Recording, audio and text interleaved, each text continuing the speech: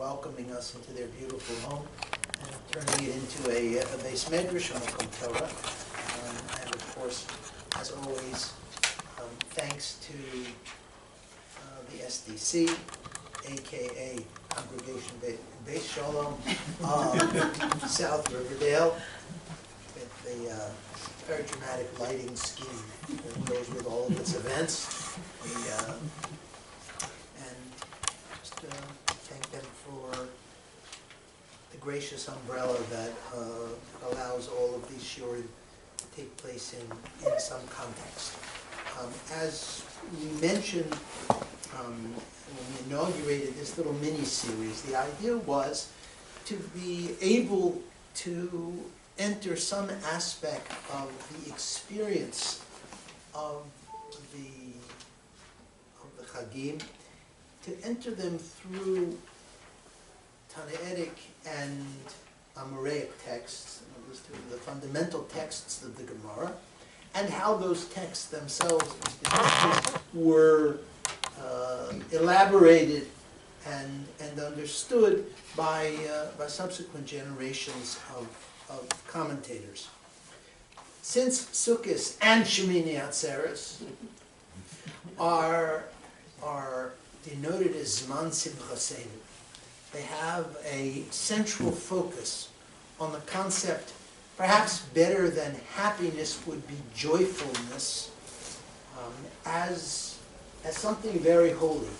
But as anyone knows who has ever tried to actively pursue happiness, Simcha, so to speak, is an elusive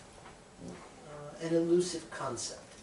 And even within these sources, not only its essence, its expression, but even its, I guess I would call it, its working character, its mechanics, are the subject of some real discussion, some very, very interesting points.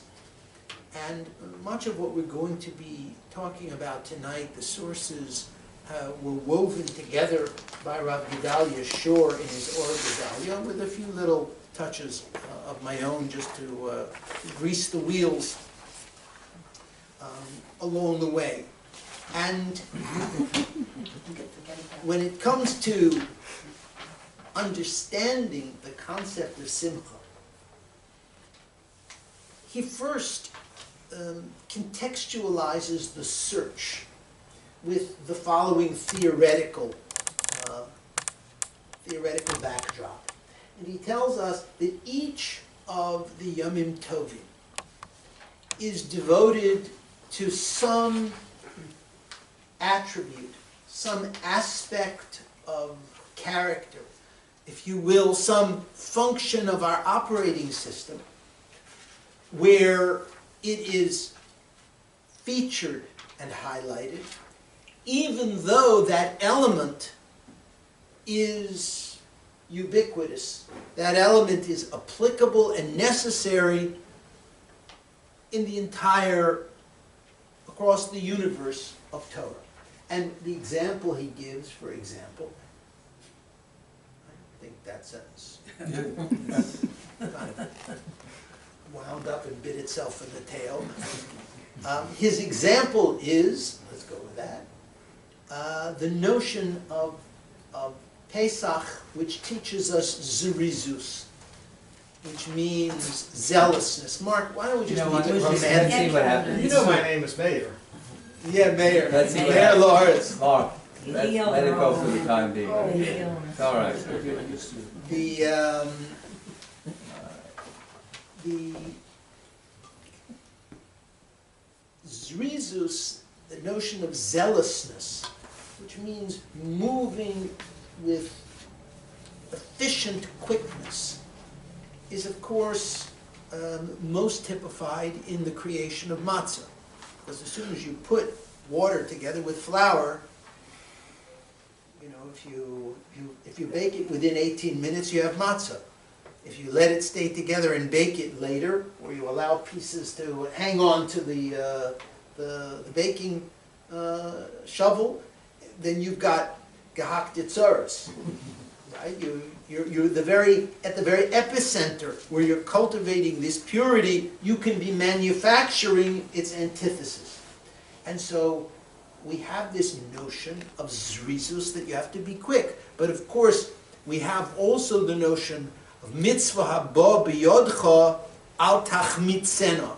If a mitzvah comes to you, do it quickly. In other words, with this deliberate speed, this concept of zrizus, do not let it become chametz. So what he says is that the Pesach teaches us this core attribute, but it is the what you might call the type case, the genotype, but it teaches it so that it may be then generalized to all mitzvahs. When it comes to Sukkot, the quality which Sukkos represents is the quality of simcha, particularly simcha shel mitzvah, finding the joy in the performance of the mitzvah. And as you will see, I brought in Rashi as a contrast, the Rambam has a very interesting take, an almost unique take on how this exactly is expressed on Sukkot. So of course, when we talk about Sukkot, the place where simcha reaches its most exalted expression, specific expression, is in the famous ritual of the Simchas Beis HaShoeva, the drawing of the waters which were then poured on the altar. And this is connected to the notion that Sukkot is the time when we face judgment about the water supply of the year, etc., etc., etc. Take a look at the Mishnah, or an excerpt from the Mishnah in Sukkah, under the first flesh tone bar. You will never forget this. And this is in the 5th parak. And there the Mishnah avers, Mi lo ra simchas beis hashoeva lo ra simcha miyomav. Famous. Why don't you just leave it romantic? Anyone who has not beheld the way in which simchas beis hashoeva was observed in the Beis Hamikdash, that person doesn't even know what simcha is. Which reminds me of a very important piece of wisdom that I was taught by the in-house, I guess you could call it catering, it would be dignifying the word. In my first shul in Seagate, Mr. Moshe, Mr. Max Soshkin, a lovely man. His son was Moshe of Moshe P. King, if you remember that. Restaurant of blessed memory. His son never passed away very young. But his father, Max Soshkin, was a true Jewish classic. And every Friday, he had connections on the Lower East Side. He knew Moshe Feinstein. He was a made man in the Jewish sense. He would go down, and he had his special places where he would buy gefilte fish, and he would buy kishka, and he had his people, right? And he once taught me, he said to me, Rebbe, if a person says the H in Ering, he doesn't know from Ering. So, Mishalo Ra Simchas Beis HaShoeva, if you didn't see the joy of the celebration of the Beis HaShoeva, you might know Ering, but Simcha, you don't know. And he goes on and it tells us how this was manifest. And one of the reasons that I was anxious to read this part of this Mishnah with you is so that you will note the ways in which the Rambam will reformulate its elements. Chasidim ואנשי מעשה היו מרקדים לפניהם באבוקות של אור שבידיהן. The the righteous, the most saintly people, and the people of substance would dance lifnehem, before them, which means, according to some Mefarshim, it means before the audience. Others tell us that it means before the Kohanim and Levim, who are standing on the steps, as you'll see in a moment, with torches of fire. ואומרים לפניהם דברי שירות ותושבחות, and they would have various songs and liturgical compositions that they would recite. והלוים בכינורות ובניבולים ובמצלתיים ובחצוצרות וכלי שיר בלא מספר. And the Levim would be carrying every kind of musical instrument that you could imagine. Interesting, there's one that doesn't appear on the list. You know what's missing on the list? Shofar? No. Well, shofars, it's also not on the list, but they're going to mention chatzotros in a minute, Sam. So well, it seems there. there was tekiah. Yeah. On this list, there's no chalil. Oh, There's no flute, which is funny because the whole parak is called parak HaChalil, and so they say that they didn't need to mention that because that was the lead instrument. The others, probably harps and lyres. You never get an instrument to tell the truth.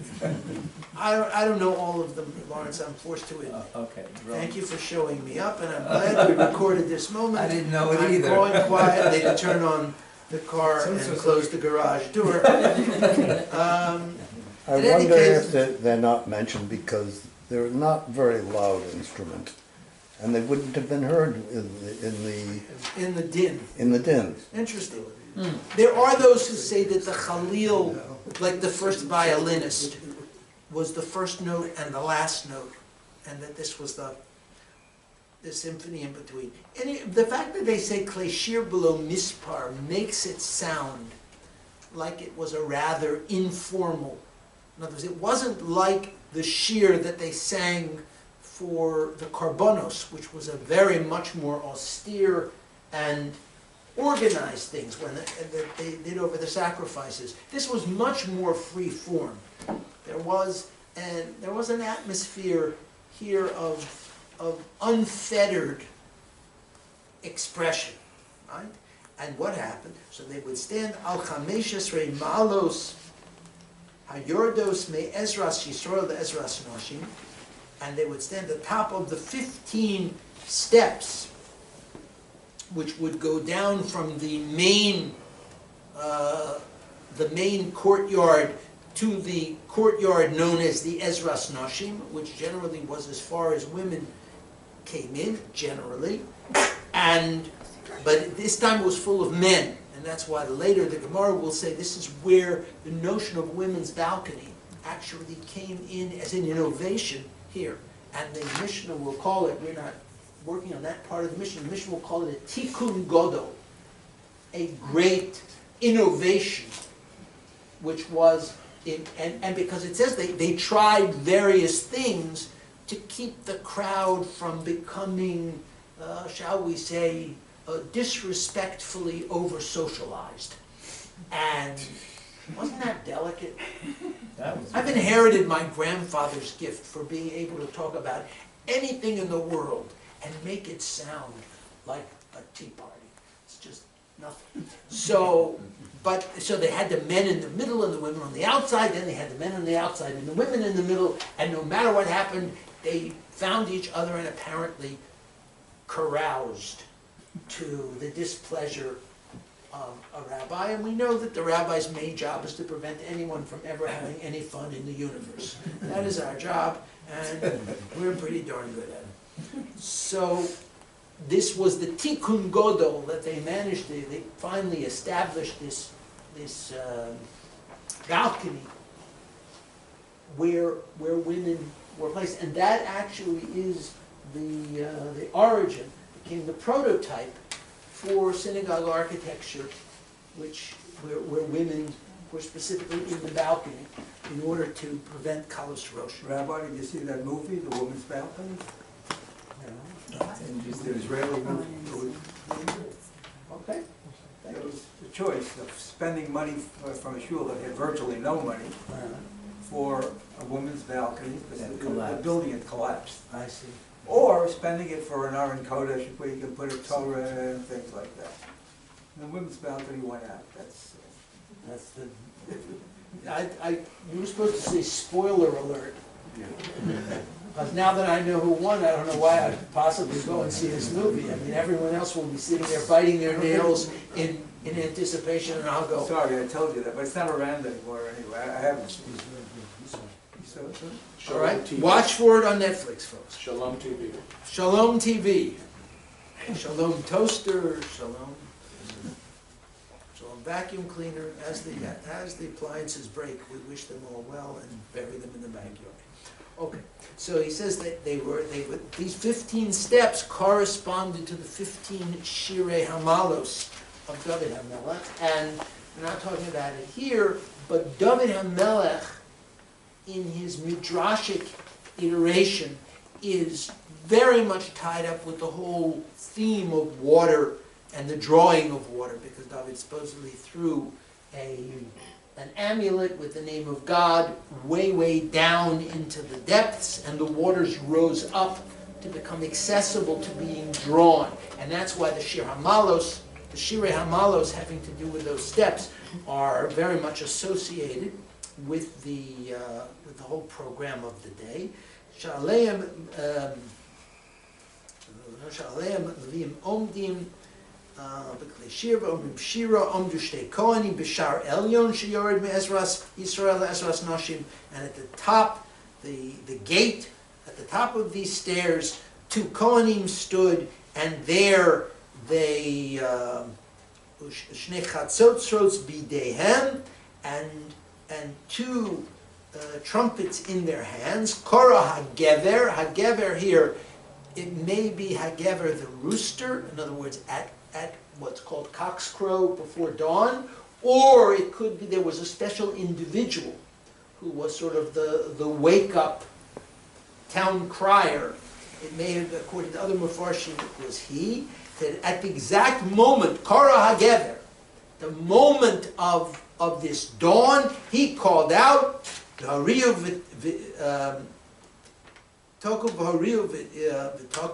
they blew a tekiah shivarim teruah. He knew the exact moment, and they were waiting there, and he said, "Go!" Must have been very dramatic. And all of this, when these guys were dancing around, waiting for all this to happen, it was very colorful. It was sort of like a kosher Mardi Gras. Right? And then they blew the shofar once. Higilam ala series. They would come down 5 steps, do it all again. Higil le'azara. They would come to the floor level. You know what that was? Hayutokim v'holchim ad shemagim l'shar hayotzim mizrach. And they would keep going until they got to the gate which left the Temple Mount to the east. Shushan Gate. What? The Shushan Gate. Is that the Shushan Gate? Okay, because they were coming from Shar Nicanor down to the eastern. There are 2 gates at the eastern end. There's a gate at the eastern end of the Azara, and then the Shushan Gate. Right. So they came from one to the other, and then they were going to go out to where they would draw the water to bring back for the libations of the Mizbeach. Okay. If I can interrupt you, because it gets rather interesting, because I suspect so those who've been to Israel recently, there's a large, very large roadway from the steps at the archway at the southern wall, southwestern corner, that goes down to the pool. And there's no public road that's that large. The sacred way in Rome and the sacred way in Babylon were not as wide. This is about 30 30 feet wide, which is Wow. a very wide road. Goes all the way down to the pool, to the Sholom. And it's colonnaded and it's been under excavation the past 20 years. And it's a rather magnificent, I suspect that's how they paraded down. Right, that was the scene of the Simchas Beis HaShoeva. Wonderful. Well, thank you, Doc. Appreciate that footnote from our resident archaeologist of temple things. Now, we talk about, so the Gemara is going on and on and on about Simcha, but it was not entirely clear what was the nature of this Simcha. So Rashi gives us, all of the celebrations that were going on here. Rashi says, and I quoted it right here, Simchas Beis HaShoeva, Kol Simcha Zu, Eino Elo Bishvil Nisuch Hamayim. That all of this was just the celebration around the particular unique ceremony of drawing water. So the water libation, all of this was kind of the fancy halftime show at the Super Bowl of libations, right? That's all it was, Kinim Mefaresh. And then what is, as the Gemara will refer to it, Usha'avtem Mayim Bisason. That was the pasuk that they quote. And you shall draw the water. Everyone who's ever taken an Israeli dance class knows this, right? You should draw the water with rejoicing. So what is the rejoicing? This is the rejoicing that goes with the drawing of the water. Now let's go visit the Rambam. Because so Rashi's interpretation is really, quite moderate, reasonable, expected. That Simchas Beis HaShoeva was about Shoeva. It was about drawing water. Rashi says, the Rambam introduces a completely other thing. He puts it on his head. And as a matter of fact, some of the Mefarshim on the Rambam will say, you know what's wrong with Rashi? What do we call this? We call this, well, if you've ever been invited to a little party on one of the nights of Chol HaMoed, you know what they call it. It's called Simchas. No, that's not what it's called. It's always called Simchas Bais HaShoeva. If, say the Mefarshim of the Rambam, the whole purpose of this was to highlight and provide a joyful framework, if you will, for this mitzvah of drawing water, it should have been called Simchas HaShoeva, the joy of the drawing. However, no, say the friends of the Rambam, and he has many. For a guy who's been gone for like 900 years, he's still very popular. The people, the friends of the Rambam say, why is it called Bais HaShoeva? Because it has nothing to do with, it's not integrally related to the act of drawing water. It simply took place in that venue. In other words, the Bais HaShoeva, it took place in the physical space of the Shoeva. But what? Says the Rambam as he introduces this, and very interesting, the Rambam makes his point ever so clearly in the way that the Rambam loves to make points, and that is by placement. Because don't think that the Rambam is not aware of the mitzvah of drawing water. He deals with that in his section which deals with karbonos. But he doesn't put the Simchas Beis HaShoeva with karbonos. He puts it at the end of the chapter where he deals with Lulav and Esrog.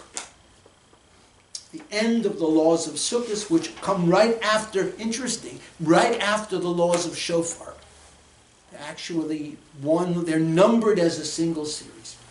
Says the Rambam, Af al pi shekol hamo'ados mitzvah lismoach bohem even though all of the pilgrimage festivals have with them the obligation to rejoice, b'chag HaSukkos hoyasa sham b'mikdash simcha yisera.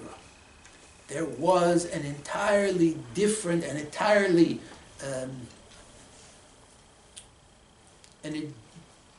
a whole additional level of rejoicing.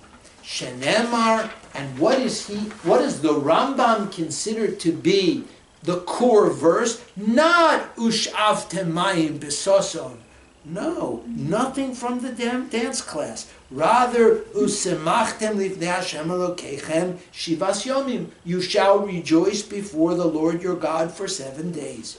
V'keitzad hoyu osim. And he says, how did that work? Erev Yom Tov Harishon hoyu mesaknim b'mikdash mokom lenoshim milamalo anoshim lemata kidei shelo yisarvu elu be'elu. Before Sukkot, the Beis Hamikdash was re-engineered, if you will. Because you really wonder, where do you get to 7 days? In other words, this was, yes? Then why would it be on, why wouldn't they say the Pesach Simcha Yisera?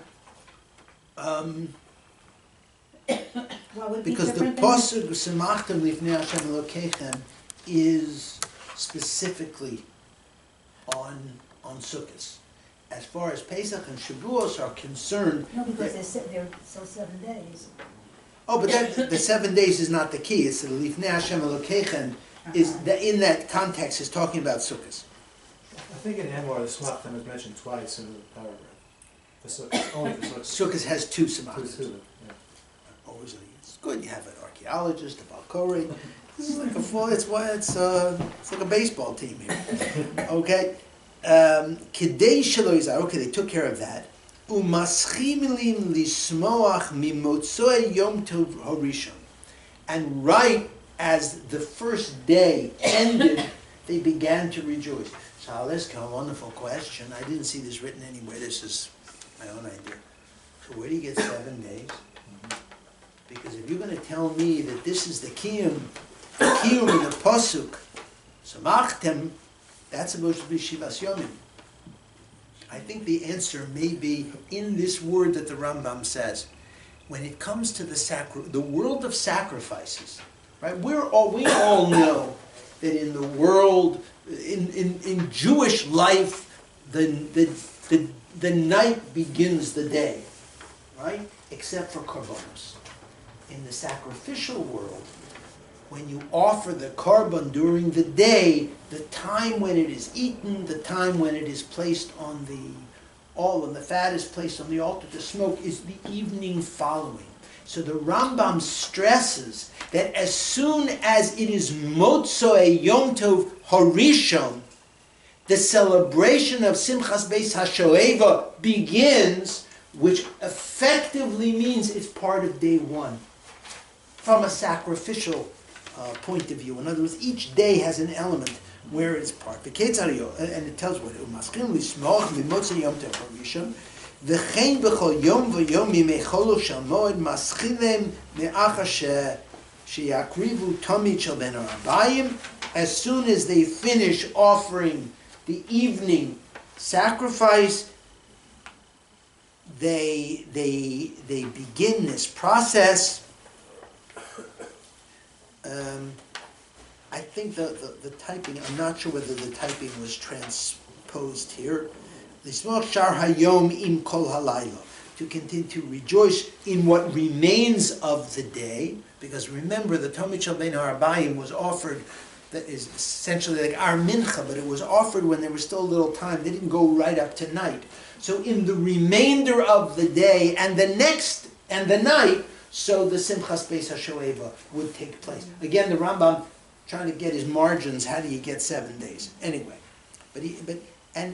so from this first paragraph, we see that the Rambam has this whole celebratory program as something which stands on its own growing from the root, not from the root of Nisuch HaMayim. It's not so to speak, a decorative frame for the mitzvah of drawing water, for the water libation. Rather, it comes from the central stem of the day, which is simcha. The hey chaya simcha zu. He says, what was the nature of the simcha? And here, the Chalil comes back in the Rambam.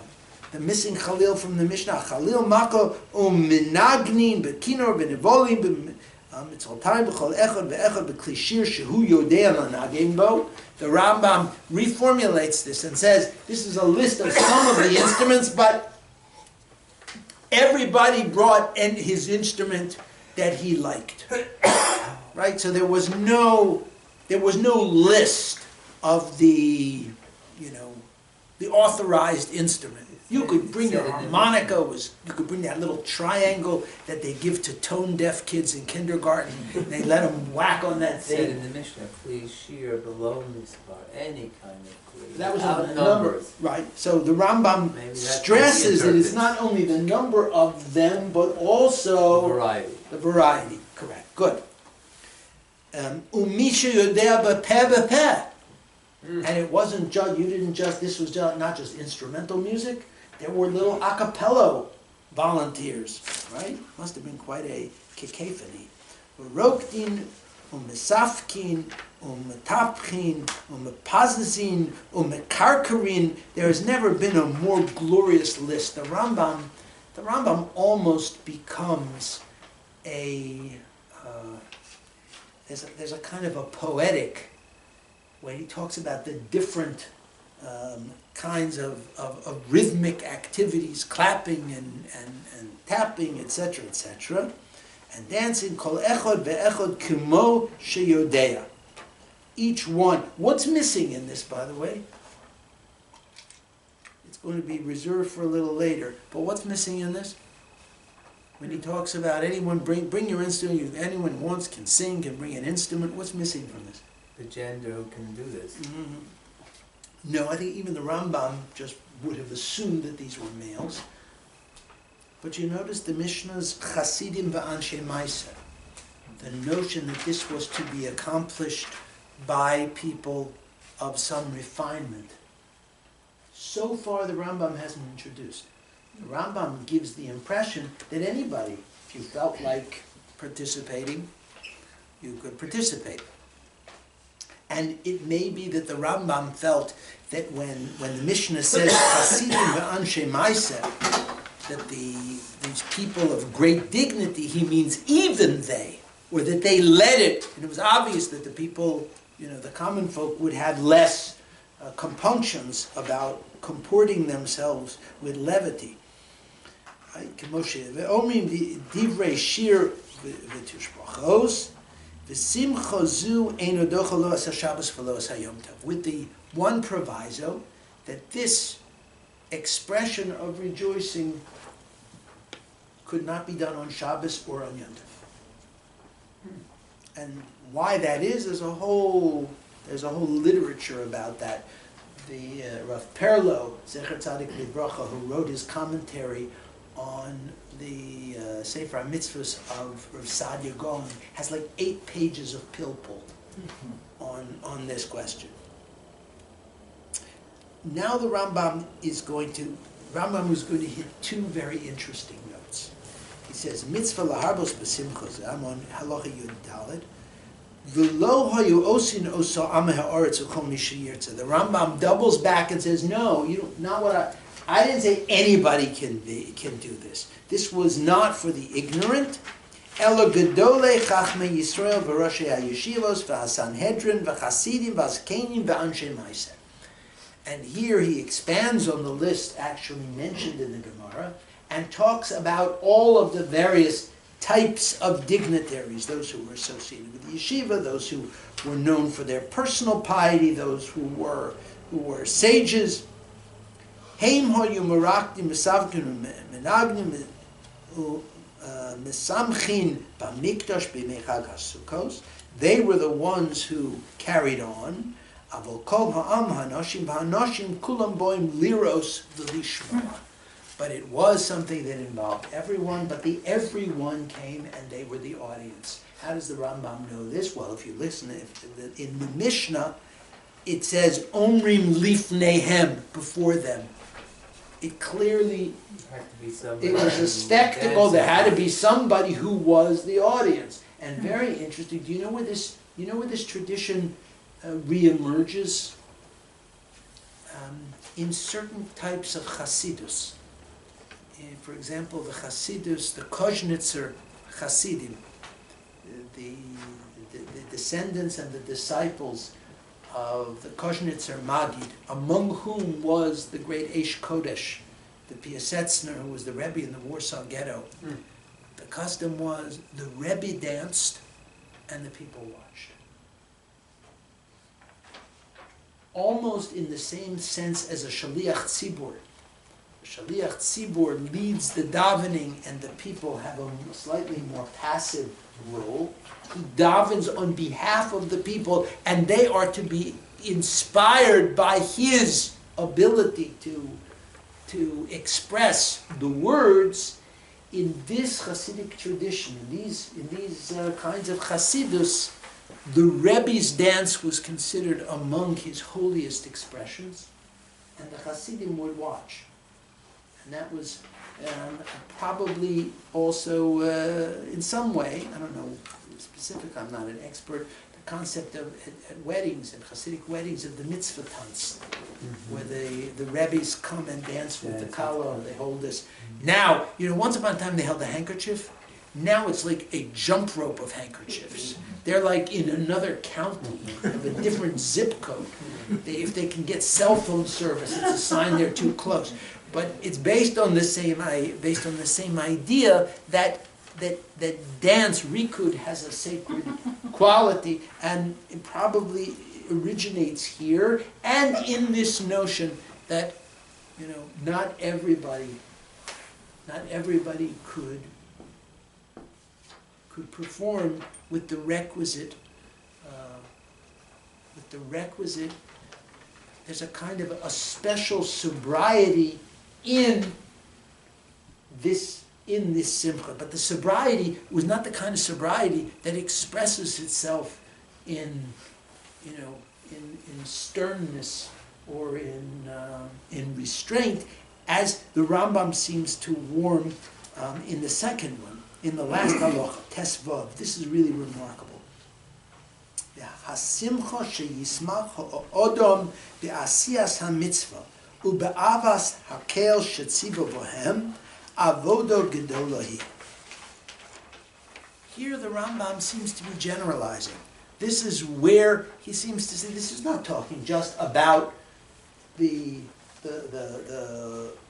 simchas Bais HaShoeva. He says generally, the simcha, the joyfulness with which a person performs commandments and with which he expresses his love for God, for the God who commanded them, avodo gedolahi.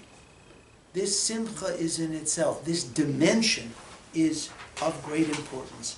V'chol hamonea es hamonea atzmo misimcha zu, and if a person desists from this dimension of observance, meaning Rambam is saying a person who is in absolutely perfect halachic compliance with every detail, right? His lulav and esrog fulfill every possible position of the poskim and the mefarshim. In other words, he is technically perfect. But what is missing is this additional element, this expression of simcha, ro'ui lihi para mimenu.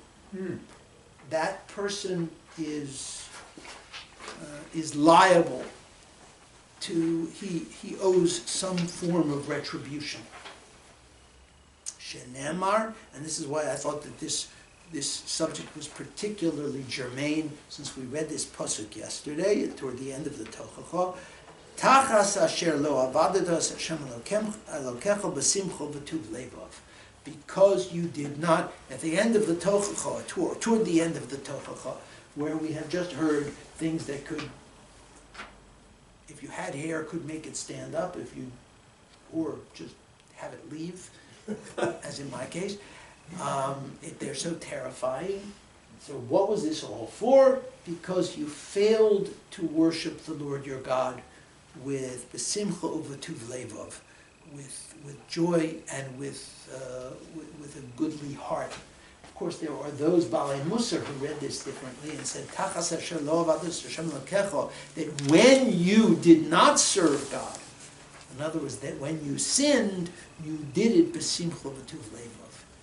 My Rebbe in the 10th grade, who was one of those wonderful Mulakovsky, Zecher Tzadik Livracha, his Rabbeina's father-in-law, was one of those who was with the Mir Yeshiva in Shanghai. And this was always his shmooze, Erev the Yomim Noroim. He says, if you're gonna sin, at least don't be happy about it. You should sin sadly. Oh, Nebuch, I don't have too tired to get out of bed to get to shul. I'm too hungry to wait to buy kosher. Oi! So it should be with your sins should be with a krechts. So the problem is, Tachas Hashem lo avadas Hashem Elokecha b'simcha v'tuv levav. Oh, yeah, you did your averos with a geschmack, as they would say. That's what the problem is. But that's an interpretation. Here the Rambam says it is clearly that dimension is a requirement. And listen to the Rambam. He must be talking about somebody he knew. V'chol hamagis dato v'cholek kovod la'atzmo u'miskabed be'inov b'mekomos elu chote v'shota. If a person who is arrogant and excessively dignified in these areas, he is no more than a sinner and a fool. So I mean, there always were hanging around, the guys who would come to Simchas Torah or to Purim, and they'd bring a sefer. While everyone else is dancing with the Torah, they learned because they couldn't, Hostage. There's this money, that's for the riffraff, and they're, they were too good, so they had to sit and learn. The Rambam, apparently, of course, they would have told you that was their simcha, but I never bought that. The Rambam says he's not impressed, and he's the Rambam. He's here, Shlomo ve'omar al tali lifnei melech. Do not glorify yourself in the presence of the king. However, ol hamashpil atzmo u'mekel gufo b'mekomos elu hu hagodol hamechubay. However, the person ha'oved me'avo, a person who is ready to humble himself, to lower himself, and to get make a goof, to literally to be physically expressive, that person is the truly great individual, Oved Me'av, who serves God with love. And that's, of course, he quotes the famous example of David HaMelech when he was dancing before the ark, and Michal got in trouble for calling him out. Okay, let's pause there for a moment. So the Rambam says that the simcha of Simchas Beis HaShoeva is a freestanding element. It is merely a second story, if you will, an exalted excrescence of the simcha, which is the essence of Sukkot.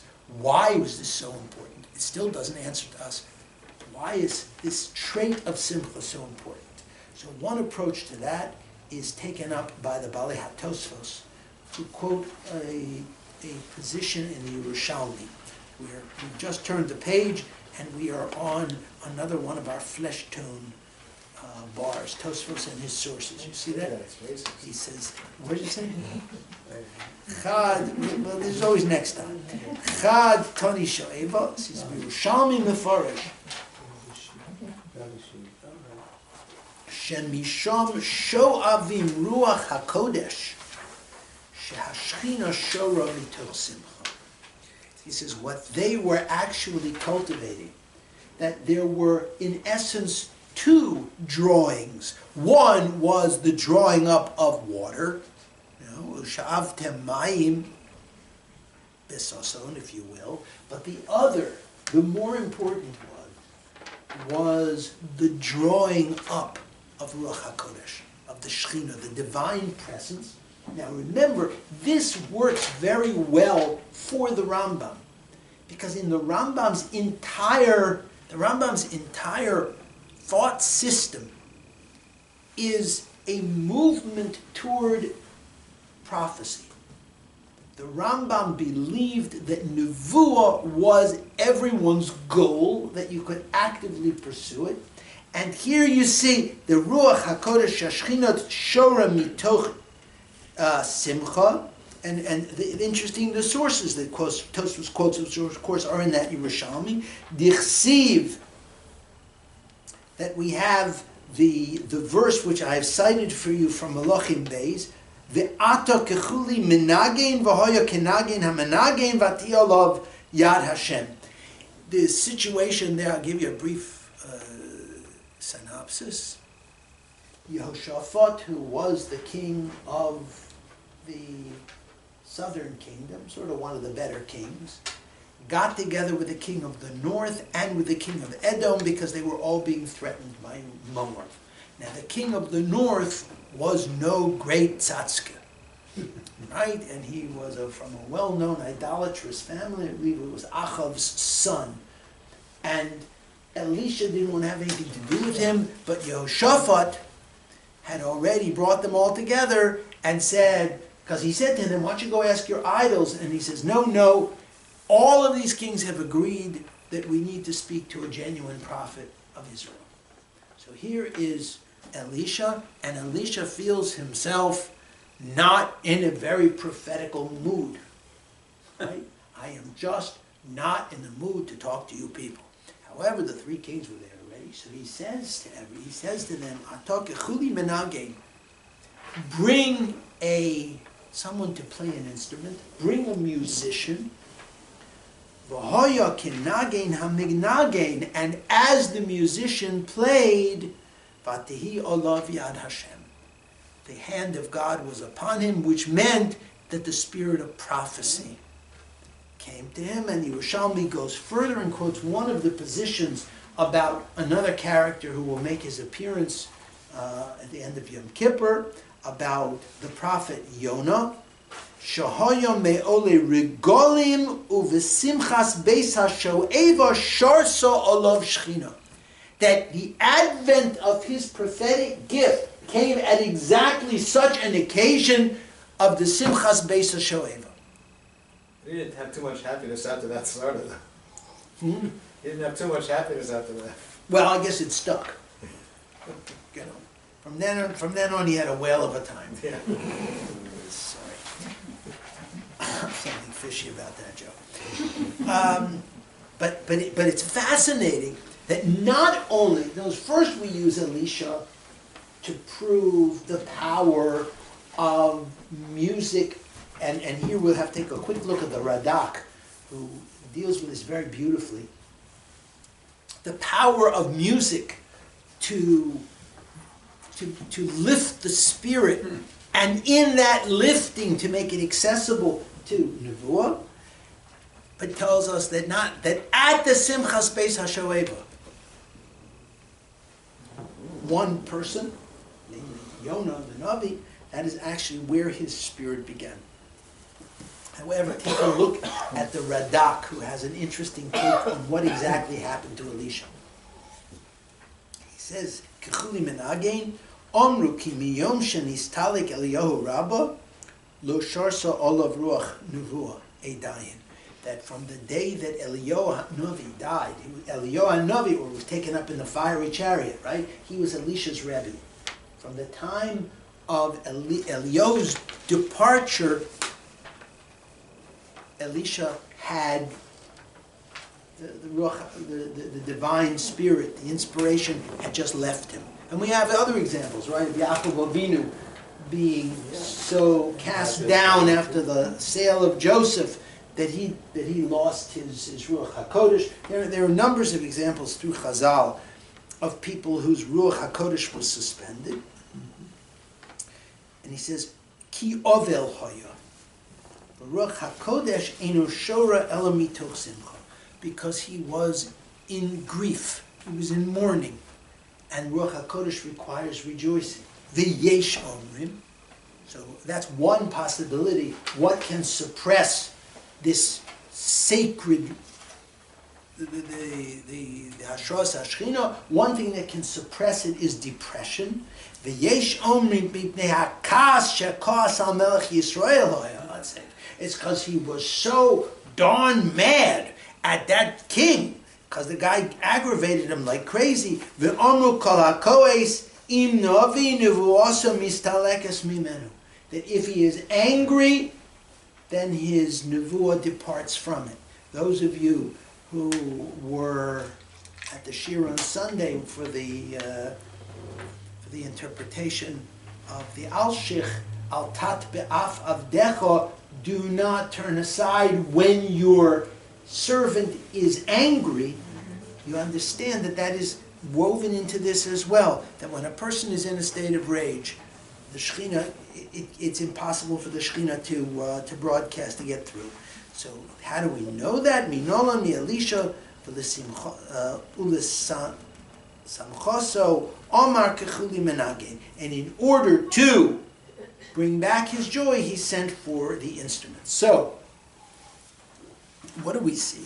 At least in one entire school of thought, Simcha, for Rashi, there's nothing to talk about, because the Simchas Bais HaShoeva, the whole celebration, is merely an example of Simcha Shel Mitzvah, as expressed for that particular mitzvah, Shavte Mayim B'Sosav. So for Rashi,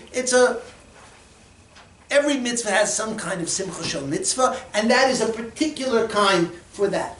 For the Rambam, no. For the Rambam, the Simcha exists for its own sake, and not only that, the Simcha seems to be, at least when we incorporate the elements that the Radak is talking about, Simcha seems to be the antithesis of both sadness and anger.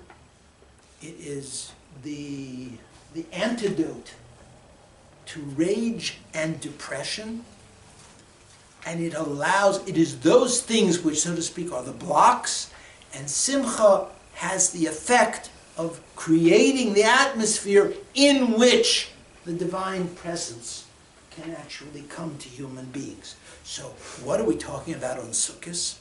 On Sukkot, we are talking about, in the course of Rosh Hashanah and Yom Kippur, the impediments have gradually been removed. The walls between man and God have been broken down. And yet,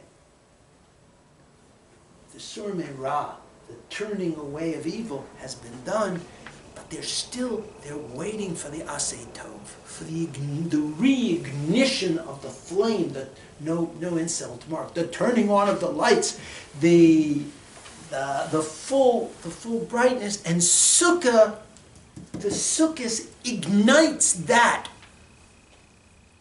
It wouldn't be possible to do it, because without Rosh Hashanah and Yom Kippur, and especially, it's very interesting, Rosh Hashanah, and this is pure Jewish, Rosh Hashanah deals with the element of Avelus. Why? Because we're sick with worry. It's what we have done to our relationship with God. The necrosis that we have imported. Yom Kippur, most of the focus of Yom Kippur has been Adam L'Chavero. That is to remove kas. Because most of the time we're angry at each other. And so with the removal of those two elements, the removal of sadness and the removal of kas, the removal of rage, then we are free to move into the direction and to welcome. That's why specifically on Sukkot, to welcome the Hashros Hashchina. And when the Avnei Nezer put the pieces together, just for one more moment to revisit yesterday's Torah reading, he notes, he quotes Rashi and the Piyut both tell us that there were 98 kivosim, a total of 98 sheep offered in the course of Sukkot. Shebemusvei Sukkos, heim levatel tzadik ches haklolos shebemishnah Torah. That in Parshas Kisova, when we read the Tochacha, there are a total of 98 imprecations, 98 curses. And so, why do those curses happen?